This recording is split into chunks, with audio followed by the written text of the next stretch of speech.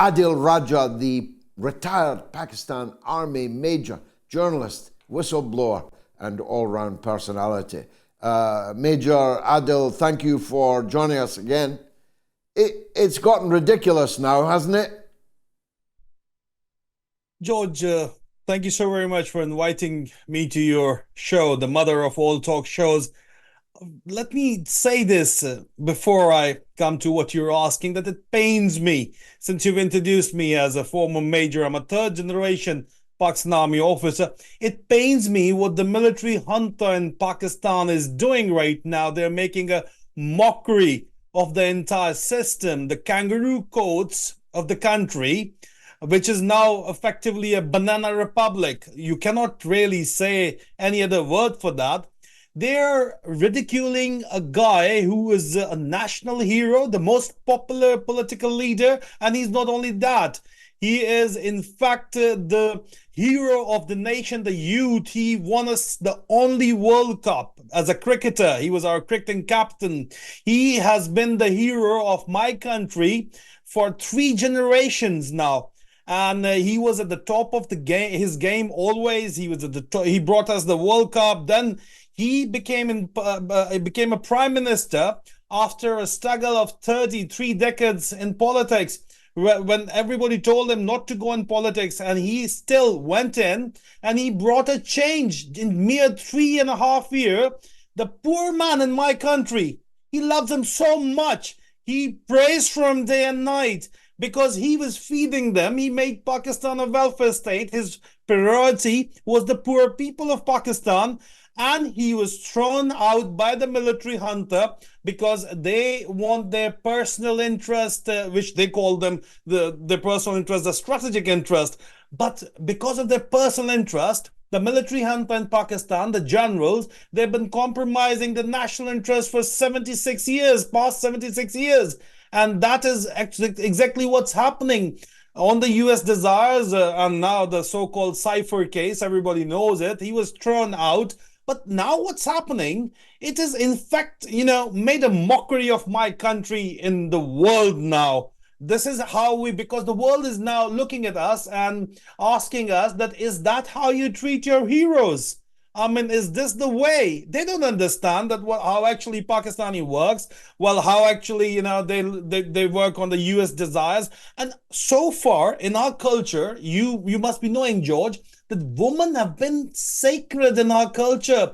We as Muslims in the Muslim world take pride in the fact that our women are protected. We don't make them work. We keep them we keep them covered. Why we keep them covered? The picture you're showing right now, Mrs. Imran Khan, Bushra Bibi, she is wearing a hijab. Why is she wearing a hijab? Because we respect our women. But that respect, that cover, that hijab has been torn apart, literally torn apart, but not only for Bushra Bibi, but for the entire population of Pakistan. The Punjab police went in, raided houses of respectable people, and they said that, well, your wife was involved in supporting Imran Khan. They arrested lady wives. They took away their hijabs and they put them in jails for 3 months. And what we call in our country the parda, the chadar and chardivari concept, that's what we call the 4 walls in which we protect our women. I mean, the Muslims have been taking pride of it, That's what they tell you, that we respect, we love our women. That's why we work for them. We don't send them out to work. And, well, we respect them so much that we are keeping them in hijab. Well, all that, the social fabric of the society of Pakistan have been torn apart by few greedy generals and few greedy politicians because of geostrategic interests as well. There are geostrategic interests involved, George. You know them very well. And right now, we have been fighting. We've been told, I'm now 46 years old, third generation, served 22 years in the army. I've been told, my generation have been told that India is our enemy, whereas we understand that peace is the logical way forward. Imran Khan also wanted peace with India, but peace on equal terms. The peace on equal terms was the motive of Imran Khan as well. But India doesn't want that, and India is strategic partners with the US right now. and the Indians wants their puppets like they've got in Bangladesh. Now they want another puppet in Pakistan. That's Nawaz Sharif, and they themselves acknowledge that they've got the political capital invested on Nawaz Sharif. They want to bring him to power. So the 76-year-old enemy is no more the enemy. The generals are looking for new enemies, by the way. That might not be the topic today, but they're looking to find new enemies because they have to justify their huge existence and their military incorporated empire running commercial businesses and everything, George. But it really does pains me, let me tell you that, George.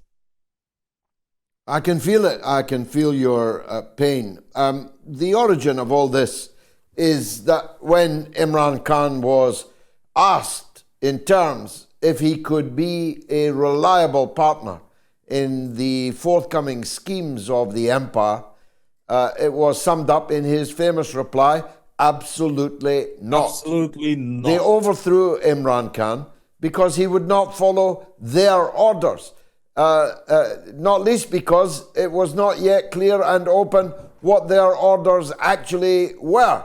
But they wanted a compliant blank check from the Pakistani leadership that whatever Pakistan was required to do, whether against Afghanistan or against Iran or against anyone else, that they would do when ordered to do so. Isn't that the base of all this?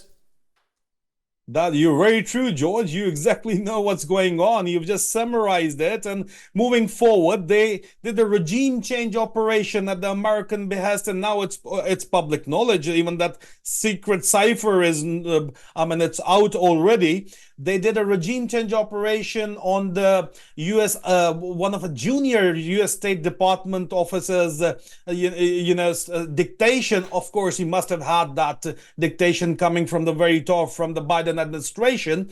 They did the regime change operation. Afterwards, they did a false flag operation on the 9th of May last year. And in the pretext of that false flag operation on the 9th of May, after they violently arrested Imran Khan illegally from inside the Islamabad High Court, they knew people would react, so they put in their own military intelligence personnel in the crowds, in the mob, and they played with the mob mentality to their favor. And there were certain arson incidents, and they played it in their favor, and they formed military courts. They in fact court-martialed me as well, George, in absentia, announced 14-year rigorous imprisonment for me in absentia. A court-martial like this have never been heard of. So they sentenced me 14 years rigorous imprisonment just because of supporting Imran Khan.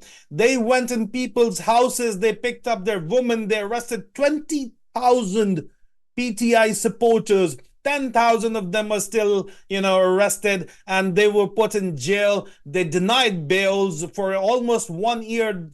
Even women were denied bails. They arrested Imran Khan. Obviously, they made so many cases against him. They sentenced him to 10 years and 14 years, and now this ridiculous, ridiculous sentence. They're annulling his marriage. Imagine that.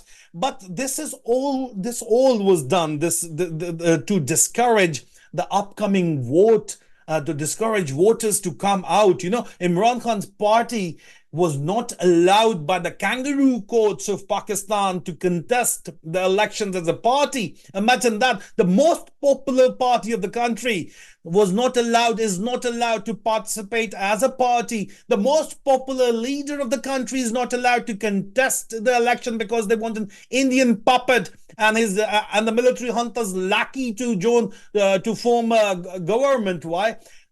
And even then, Imran Khan is fighting back from jail. He's got his party members are standing up as independents, and the military junta, the generals, they're scared. They're scared. I'm telling you, George, they're scared like anything. I can confirm this. That what if the young voters there are 30 million young voters. 30 million young voters who registered their vote. just in last year. What if they came out? What if the voter percentage, they've already managed the election, George. They've done pre-poll rigging.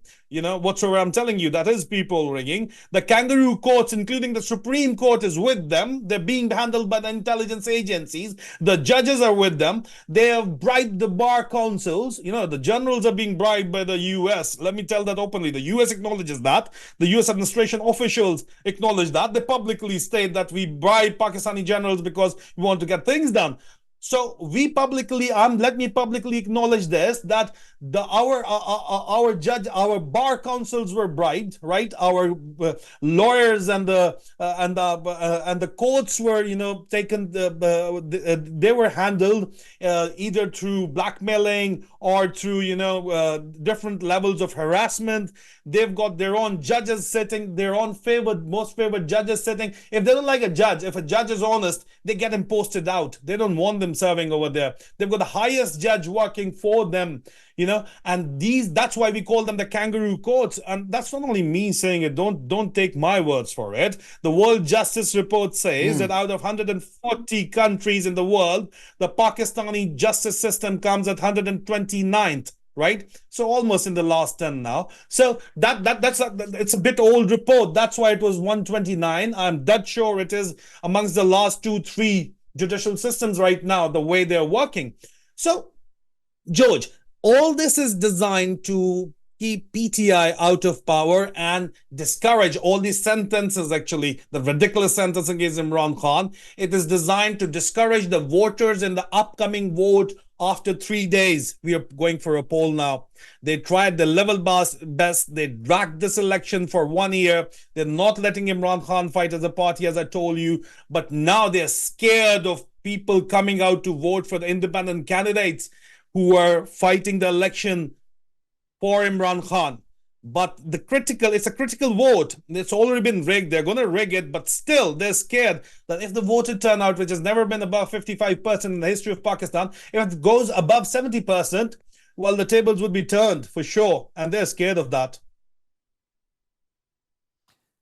The power is scared of independent candidates everywhere. Major Adil Raja, thank you as always for a terrific rapid fire rebuttal of the narrative of the tin pot dictatorship currently running Pakistan. Thank you very much indeed for joining us.